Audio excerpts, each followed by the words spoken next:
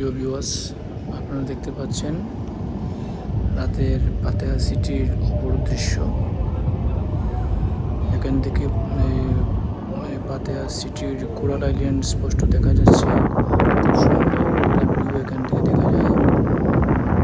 আর আবহাওয়াটা খুবই ঠান্ডা। পাতেয়া সিটিতে দিনে কিন্তু অতিরিক্ত গরম, কিন্তু রাতের বেলায় আবহাওয়া সি বিচ এলাকায় মোটামুটি ঠান্ডা থাকে। সত্যি এক অসাধারণ অনুভূতি। আপনারা দেখতে পাচ্ছেন।